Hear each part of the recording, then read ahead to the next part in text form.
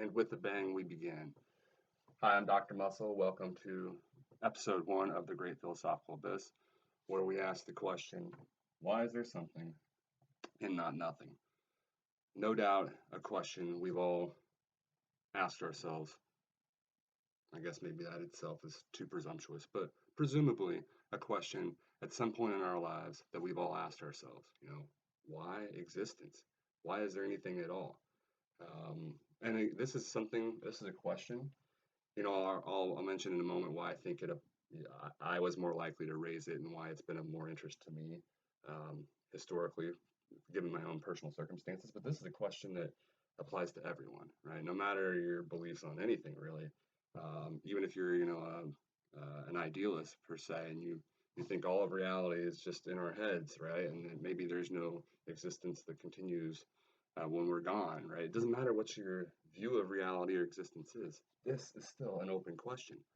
Why? Why does it exist in the first place? Why is there something and not nothing?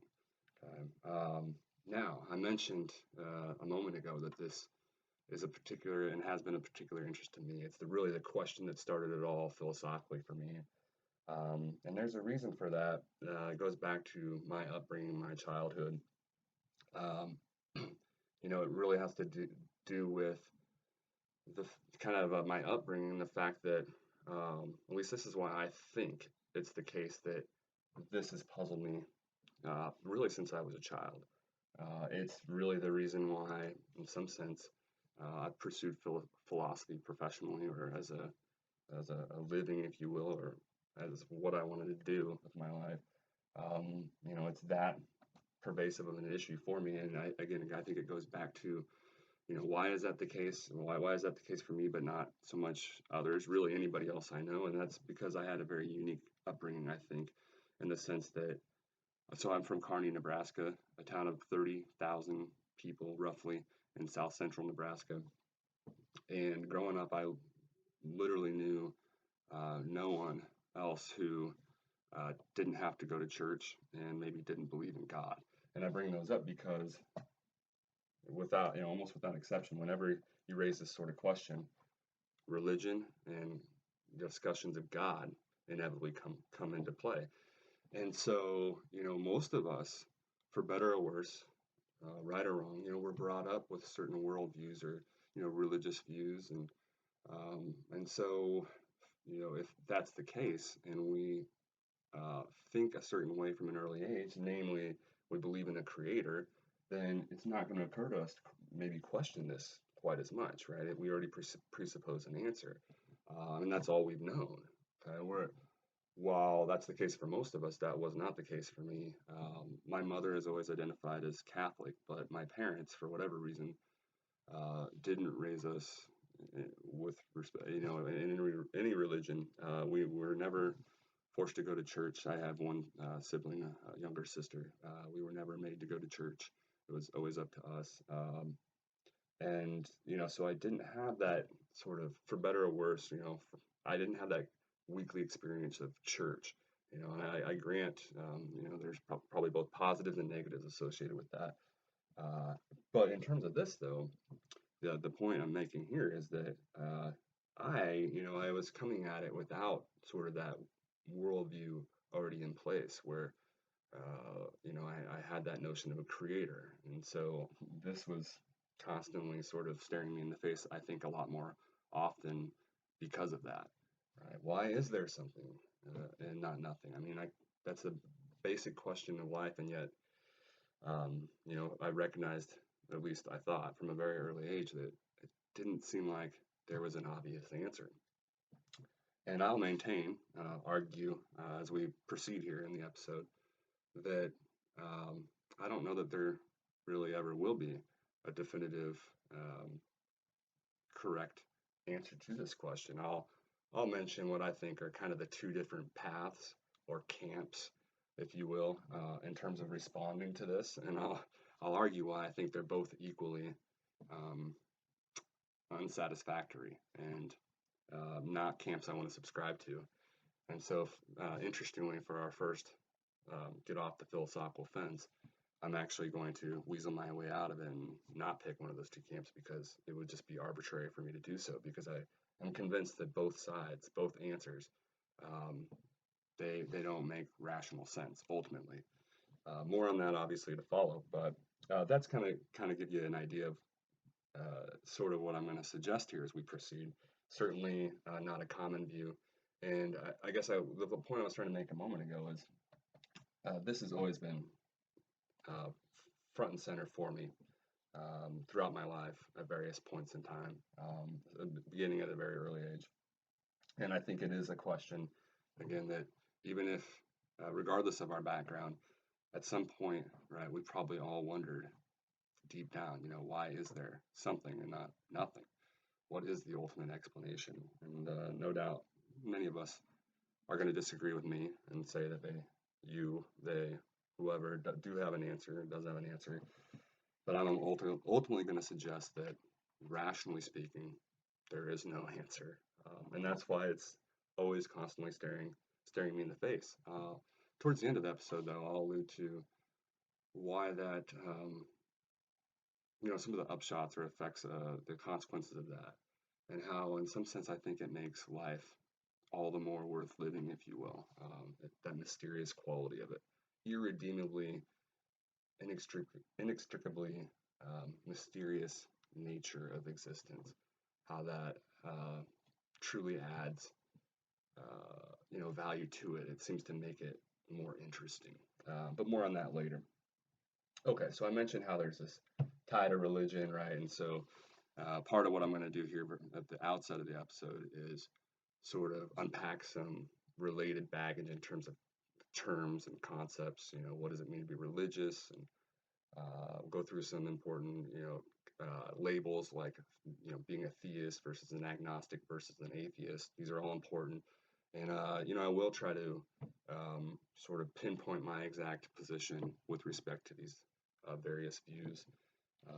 And then, obviously, I would like to conclude by then giving you guys the floor, and hopefully you guys will chime in on a lot of these issues and give me your guys' position, right, and where you stand. Okay, but anyway, let me make sure I went through. I think I said all that. Okay, well, let's go ahead and dive in. By the way, this is I'm going to be offering kind of what I call a box analogy. I don't know if that's really an apt description of it, but we're going to be using this notion of a box, and it basically summarizes existence, all that exists. Okay, and so I'm just illustrating here. You hear this. This is something, right? And that's nothing, in case you weren't aware. Okay. Okay. So let's go ahead and dive into what I think are really the two primary answers you get, right, when you actually sit down and try to think about this logically or philosophically. Okay? You try to set aside whatever views you came pre-programmed to more or less think, right? You're trying to be, in other words, as objective as possible, setting all that aside, right? Be as rational and logical as possible. What are the options here? So far as I can tell, really, there's been two main options.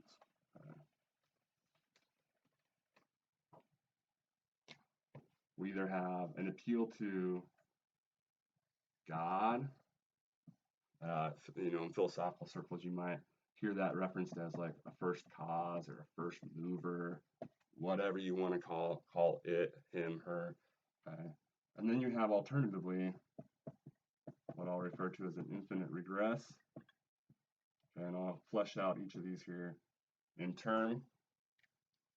And I've come to conclude, again, as I've intimated, that both of these routes are problematic, okay? And that ultimately they can't be defended rationally, I would say. Okay? So first, let's get into this one. The problem with this, right? So we're trying to explain. We have this notion of cause and effect. We have existence.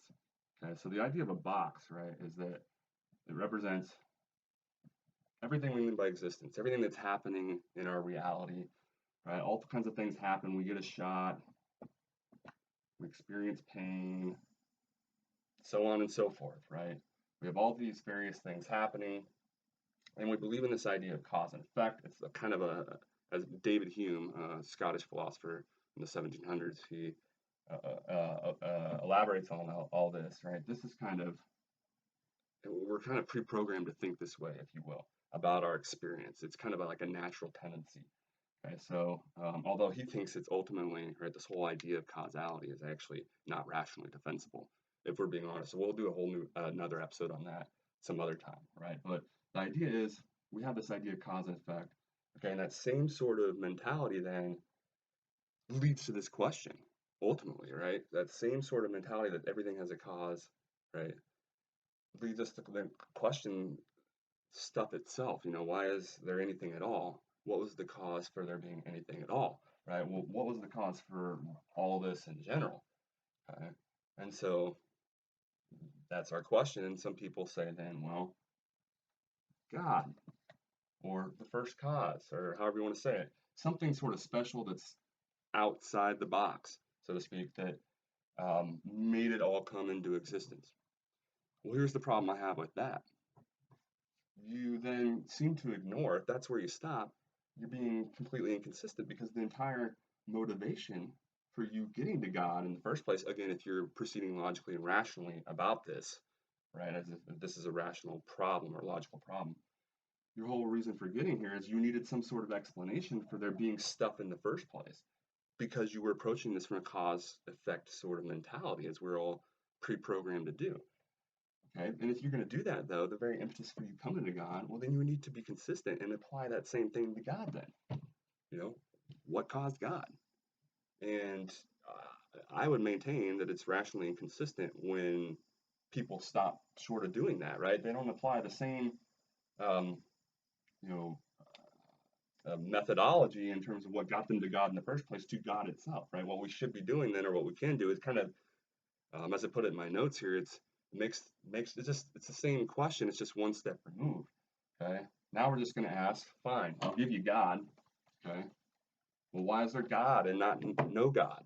Okay. We'll just back the question up one and put him in the box. Why is there God and not no God? Why is there all this stuff, including God, and not all this stuff, including God? Okay. So I don't think it's a rationally, defensible position because of this point.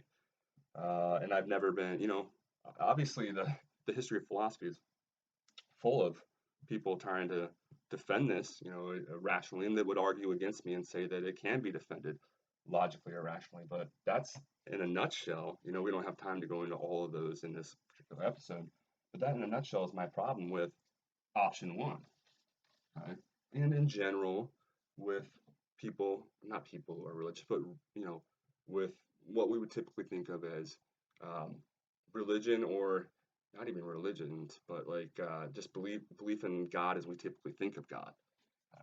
Um, on the other hand, and one of the things I would say is that I have equally passionate debates with both camps. I have friends on both sides. Um, I mentioned that I literally knew no one growing up. Really, the only one I knew personally that even questioned this was my father, who I would label as agnostic. But literally, no one else I can think of growing up would qualify as that, taking this, not taking this route. But on the other hand, I know people, and my wife, grew up in a very religious, family. She went to Catholic school as well, and so on. So, I have, and many of my in-laws are very, very religious. So very familiar with this camp. I've had, very interesting discussions along these lines with people of that camp. But I have also had very passionate, equally stimulating discussions with people who would subscribe to this camp. They tend to be, atheists, or people who aren't religious. They might call themselves more scientific, although I've always thought that was a misnomer. And painting it as religion versus science, I don't think is very helpful. And there's been a lot of, literature on that. But anyway, why do they take this path? Because, what's the alternative? Again, there has to be an answer, right? We're coming again from this natural tendency of viewing everything as if there's a cause and effect, right? Everything has a cause and effect.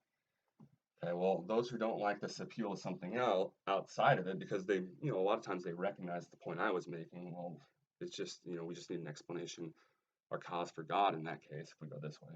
Well, then a common response is just say, there was nothing outside of this that caused existence. Rather, existence has just always been, right? We've just had an infinite regression of cause and effect that just goes on indefinitely.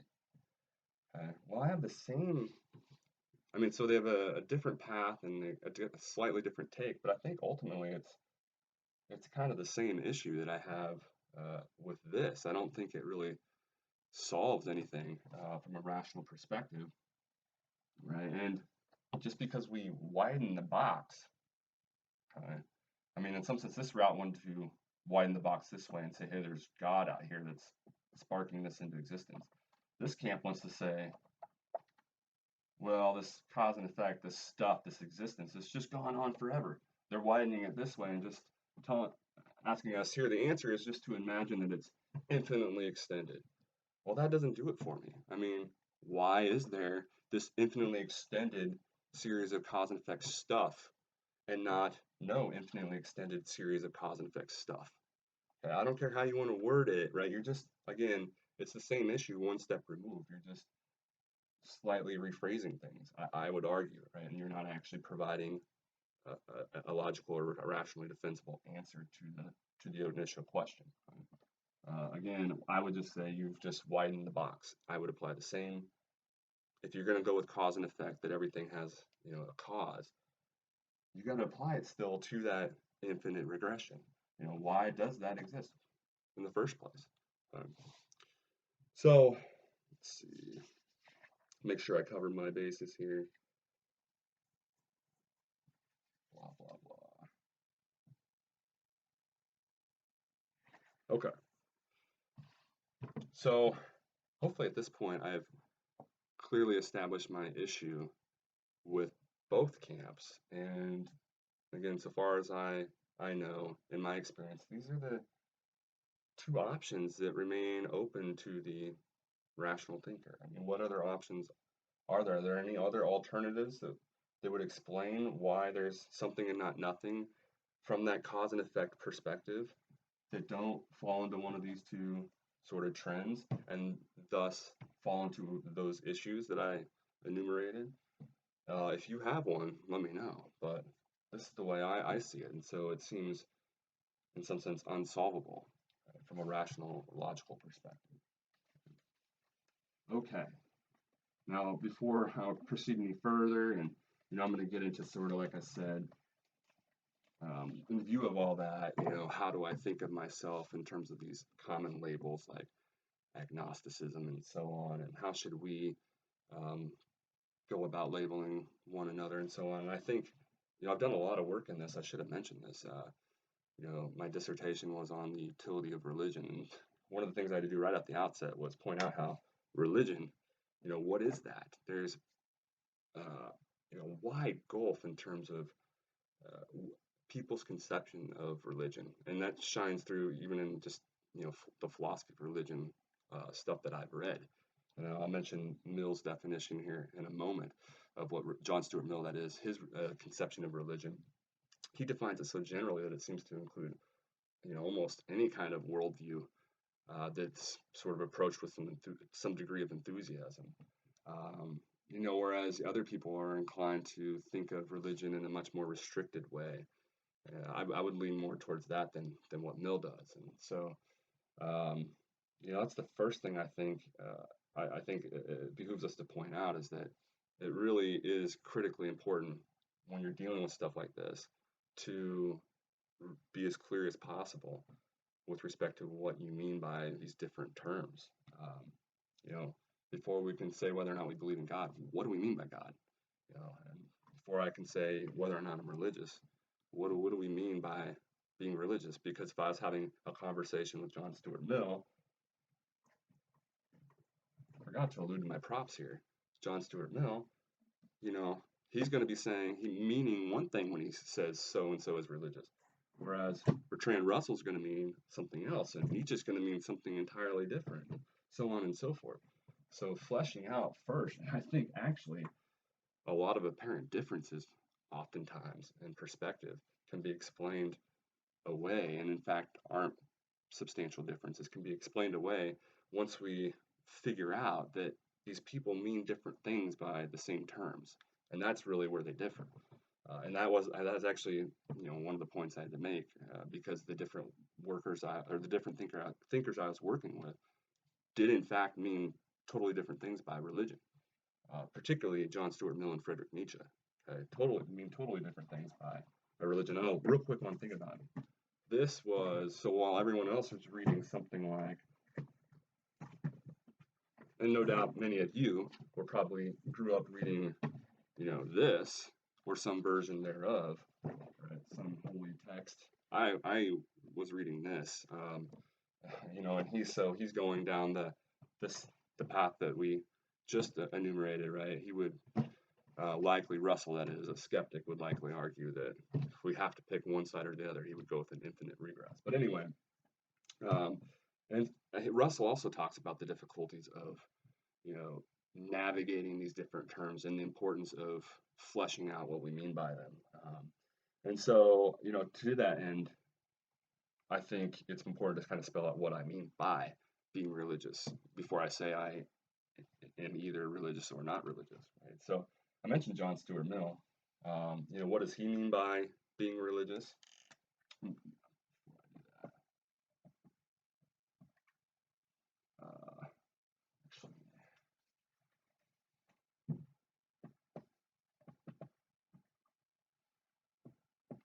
Let me get this up here real quick. Okay, well, while I'm doing this, going back to the point about Mill and his very broad conception of religion, and I'm going to distinguish here in a second between religious and non-religious atheists or theists. Okay. Going back though to this idea of religion in the first place, okay, which will be important when I flesh out that there are theists that are religious and theists that I would say are not religious or non-religious. So think about the range of what religion can mean. I mentioned that Mill, right? He offers a very, very wide conception of what religion is, to such an extent that it seems to include all sorts of things that most of us, I would argue, would never associate with religion, including his own. He's at the very least agnostic and arguably atheist himself, depending on what point in time of his life we're talking about. But given his own conception of religion, some of the views he expresses could be labeled as religious. So I'm actually going to cite his definition of religion just to give you an idea of how broad some people think of religion. So he suggests that, quote, the essence of religion is the strong and earnest direction of the emotions and desires towards an ideal object. Okay, and for me that's going to be too problematic. Ideal object, that's too broad. Okay, but towards an ideal object recognized as of the highest excellence and as rightfully paramount over all selfish objects of desire. Okay, so essentially, right, the idea is there's just some ideal notion that is recognized as being more important than the self. Okay, well, as he points out, we don't need typical religions to satisfy that, because a lot of people say we need religion for various benefits, and part of what Mill is saying is, well, actually, we can satisfy this religious need in many ways, right, that aren't associated with typical religion. I think that's indicative of why his conception is problematic. We don't think of what you are defining as religion as being truly what we mean by religion. It's too broad, right? So it includes things like nationalism, or his own, as he talks about, religion of humanity, where it's not really a religion in the typical sense. Rather, it's sort of the elevation of the species, right? And trying to advance and uphold the species as a whole, right? And recognizing that that's more important than, say, us as individuals, right? All this stuff starts to count, and I would say that's problematic. That's not what it's going to mean for me. Okay? When I say religious, it's going to reflect, importantly, a distinction versus existence versus essence.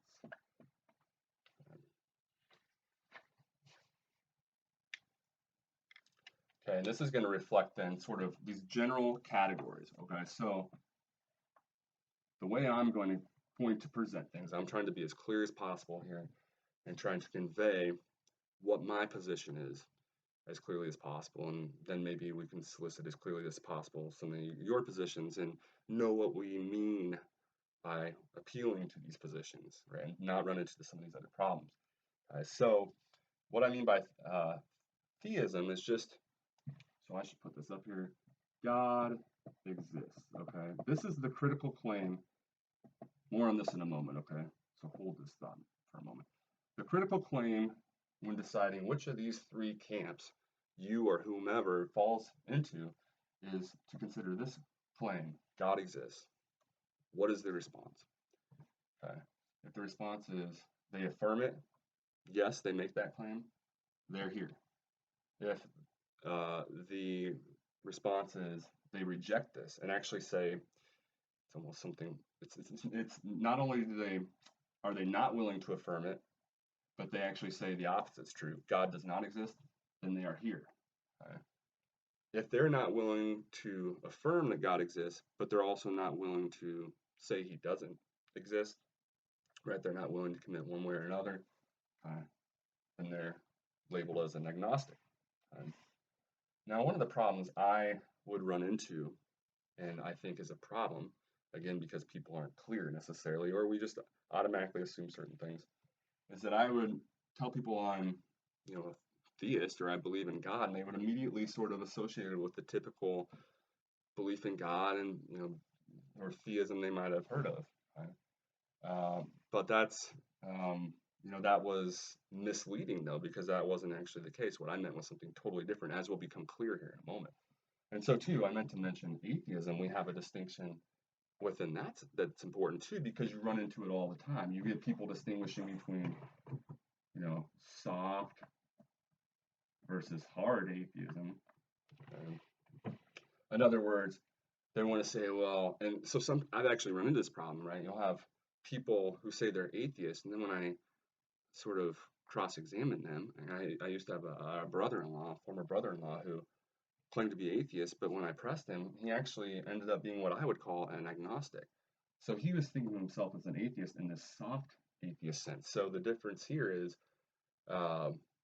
basically the hard atheist says God does not exist, and the soft atheist, one who subscribes to atheism, and they mean by this that they're not willing to say God exists. So that is basically this, right? It's no different, soft atheism. So some people label themselves as atheists, and what they really mean is what I've described as agnosticism. So again, important to point this kind of stuff out. So what do people mean when they call themselves atheists? Maybe they really are what I've described as an agnostic, right? They're just not willing to commit one way or the other. What I want to mean, or what I'm, for the rest of the episode, what I mean by being atheist, right, is not what some people mean by soft atheism. It's the hard version, right? It is the belief God does not exist, okay? Whereas agnosticism is that reluctance to commit either way, okay?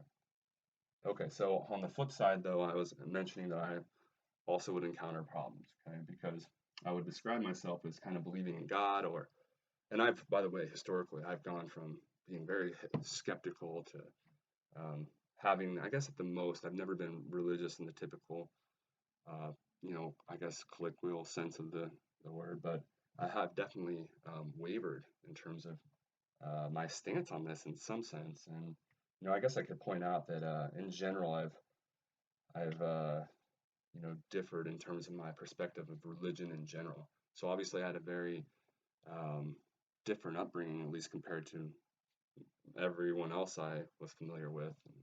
Now, granted, that's just because that's true of Kearney, Nebraska, that everyone else was religious doesn't mean that's true everywhere else, obviously. But that was the case for me. So, I mean, and I've, changed ultimately my, attitude in terms of religion in general, over the years as well. I used to be, I would never say hostile per se, but, would argue very aggressive, much more aggressively, maybe more in the vein of Nietzsche, if you're familiar with Nietzsche, against, the utility religion, if you will. Whereas, especially writing my dissertation, that whole process, um, it kind of thawed me in that sense, or opened me up a little bit more, and um, and how I view, regardless of the truth of religions and so on, their usefulness and what they can still do for us nonetheless. So the whole point here being that there's a lot of fluidity involved here, not only in what these terms mean, but also in terms of our particular views and how they evolve over time. And I'm certainly no exception. And so that, all the more reason to really be as clear as possible when we're fleshing out, when we say things like, I'm religious or I'm theist or so on and so forth. Okay, so I mentioned, what these three camps are in general. And I mentioned this sort of thing. So for me, really, this is what it's going to boil down to. So I mentioned what some people like, Mill mean by religion. But what I mean by religion, I think I would argue what better represents what most of us mean by religion. Okay, it's going to entail saying something about God's essence, what God is like. So it's one thing to say God exists.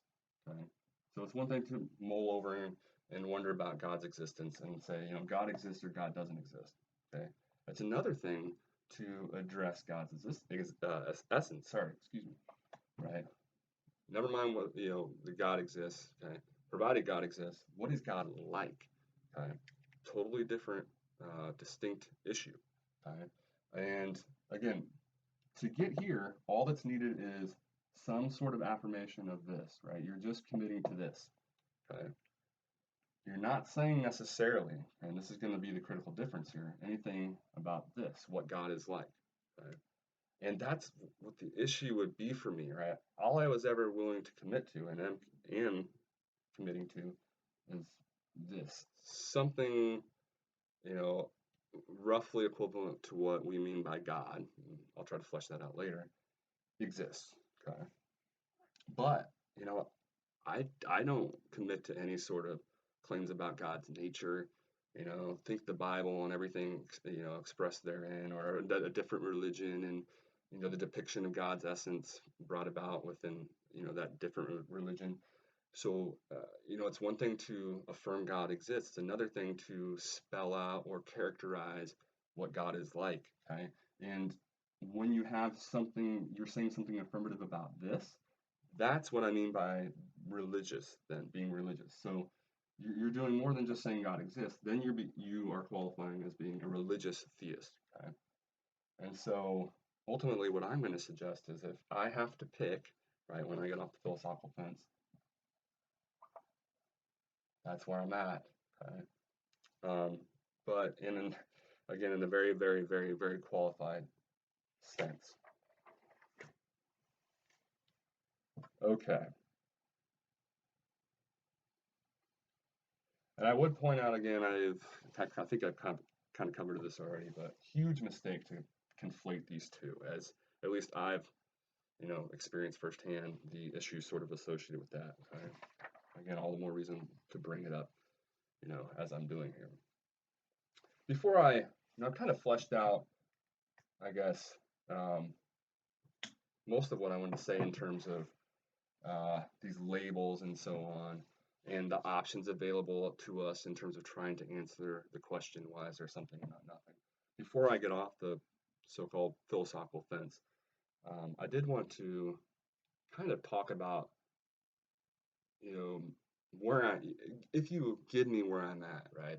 This idea that there is no proper, or none of those options, neither of those two options that I alluded to earlier, neither one of them makes sense, right?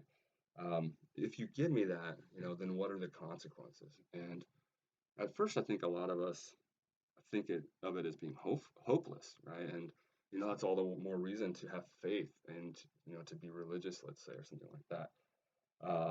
To pick one route or the other, but I don't know that that necessarily has to be true, you know. In fact, as I've gone along in my own experience, it really I've come to appreciate kind of the shine that it's given life, right? That it makes things more interesting, that there is this seemingly unknowable fundamental question about existence itself, no matter what happens, right? Why worry about anything in particular when none of it as a whole even seems to make sense from a rational perspective? You can't explain why any of it even exists. Why am I so worried about a particular exam I have on a particular date in a particular year of this existence when I can't even figure out why existence exists in the first place? It's almost kind of, I guess I would say, liberating in that sense, because you don't feel as bogged down by things that happen in it, right? So I think there's that aspect of it. You need not view it as being this bleak sort of thing, that it doesn't seem like maybe we have answers to this. Rather, it can make things more interesting, right? There's always this, no matter how bored I get, right, I can always fall back on, life is fundamentally mysterious, right? No matter how crappy things get, I can still go back to, well, there is this interesting question, why is there something and not nothing? And, in some sense, as corny as this sounds, it might even sort of mitigate the impact of our death itself. I mean, I've thought about things this way, right? So, like, literally in that moment when death's coming, whenever that is, let's say you had that moment, I will be thinking, and again, this is hopeful for me, literally about, hey, maybe this is when I get the answer, right? I mean, again, it's a weird way of looking at it, right? But hey, maybe now I'll actually get an answer to the thing that I've been wondering about all my life. Okay?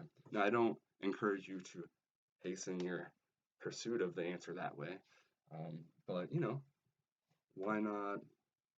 When death is something that invokes so much fear for so many of us, why not maybe try to stress something positive that we might glean from it? Okay. Okay. So again, I think really the upshot is that existence is ultimately a mystery. You know, it can't be explained rationally speaking, right?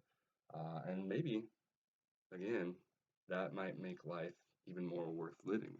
So don't necessarily think of it as a detraction from life. It doesn't have to hold us down. Okay, so let's get off the philosophical fence. Or let me get off the philosophical fence, and then I'll let you get off the philosophical fence if you want to. Or maybe you can straddle that thing for the rest of your existence. Okay, so let's see. Do I ever want to try to draw a philosophical fence? I don't know. What is the purpose? I don't know if there's even a purpose. And that is a strange fence. I think that's about as far as it goes. Okay, so question one, or issue one, infinite regress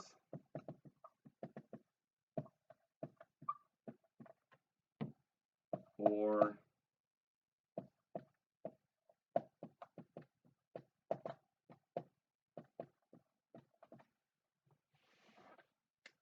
God slash first mover slash first cause. And I will take the position of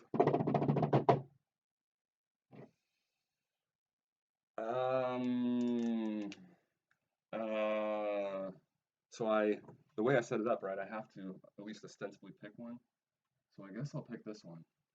But I'm going to qualify it so much that really what I end up doing here is weaseling my way out of this and not actually taking a stance. Because what I mean when I say I'll take God, when I say I believe in God, what I mean by that is not typically, it's not the answer as presented to the question earlier. It doesn't mean the same thing typically, as it means for most people, right? Because what I mean by God is literally as abstracted as possible, right?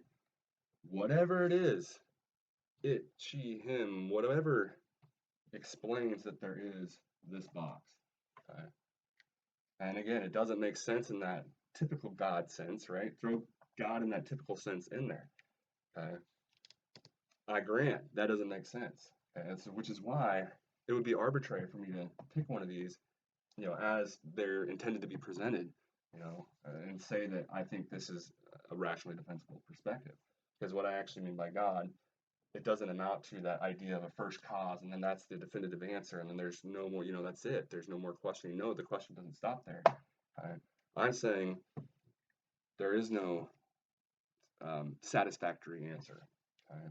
That what we typically mean by God, just right, we just enlarge that. And so when I say I believe in God, the reason why I say that is because I do say, right, that I do lean towards, right, is there something mysterious, magical? I would even say magical in the sense that it's not rational, it's not logical. You can't defend it rationally, logically, except by maybe saying, hey, none of these positions, as I'm doing, can be defended rationally or logically. So we have to pick one, and this is it. It's not what I mean by God. It's not, again, it's me saying, appealing to whatever is the answer, whatever explains ultimately that there is this seemingly unexplainable stuff happening. And it is irrational. It doesn't seem to make sense. Again, because we can't step outside and explain it. So I say that I'm picking this, but again, I want to try to qualify it as much as possible, because what I mean by it is basically me saying, at the very most, bringing up the existence essence thing, right? If we were to put that on a spectrum. So in terms of theists, right? Okay, so this we're describing all theists here. They all say, by definition, as I tried to define earlier, God exists. Right? I'm as far over here as possible. That's as far as I want to commit when I say I'm a theist. Okay? Something we would associate typically with the idea of God, fine. Because I guess maybe this is the way to put it, I do subscribe that ultimately there is something magical or mysterious going on, i.e., that can't be explained rationally. I do think that's the case because I can't explain it any other way. Okay, and that then, right, that mysteriousness and its ability somehow to then create all the existence at all right, that's what I'm acknowledging. That existence and nothing else, right? I don't ascribe anything else to it, right? And then again, so this would be non-religious, right? Non-religious would be the ones that just affirm the existence, whereas religious, excuse me, they're not only affirming existence but also this. Okay, I'm as non-religious of a theist as you can get, I guess, would be one way to put it. I hope some of this is making sense, that most of it's making sense. It made a lot more sense when I was kind of thinking about what I wanted to say and executing it and actually trying to convey it here. A lot more difficult than I anticipated, but maybe that's just the nature of the beast. Okay, so getting off the philosophical fence again, would I say, I already gave this away, but so the second issue then is which of those three positions, right? Which of these do I subscribe to? That's not right. I think there's an M in there or something.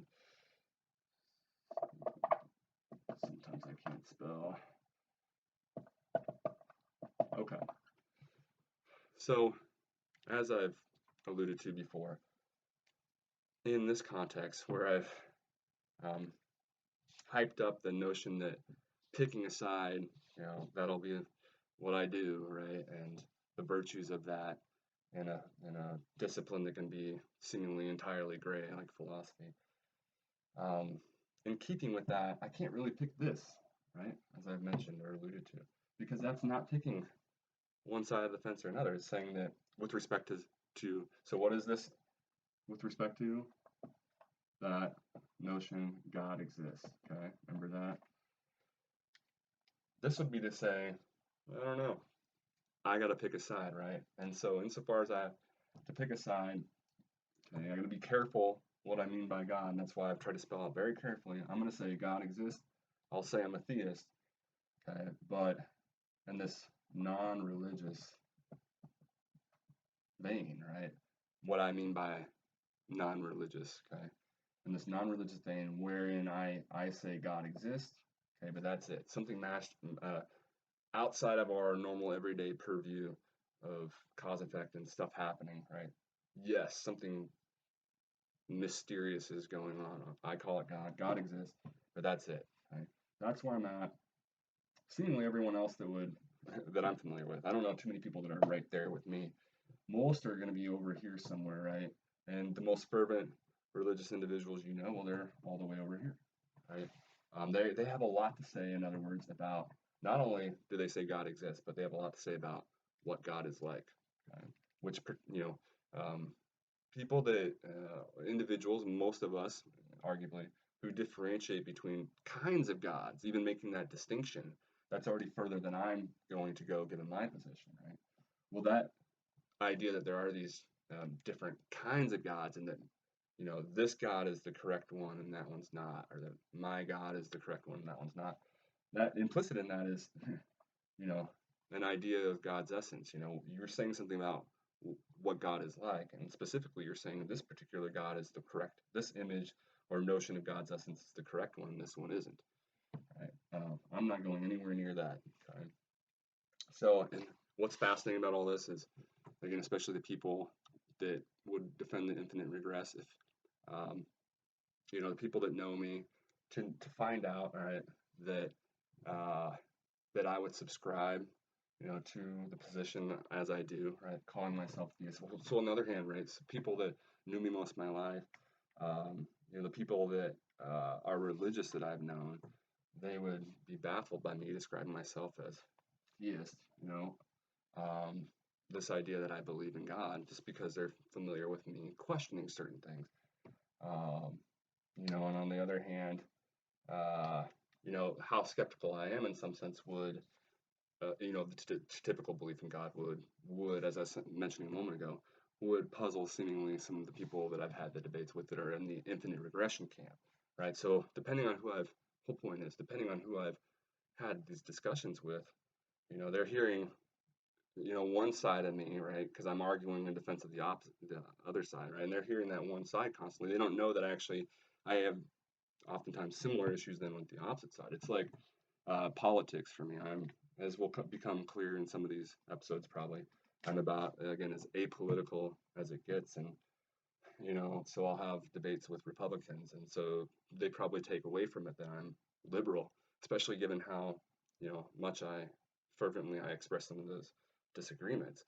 And then so too I'll have similar debates though, and arguments with liberal friends who then probably take away from it that I'm conservative or Republican, when in fact I have an issue with politics, or at least given our government in general, right? Hence I'm apolitical. Like, my issue is with both of them.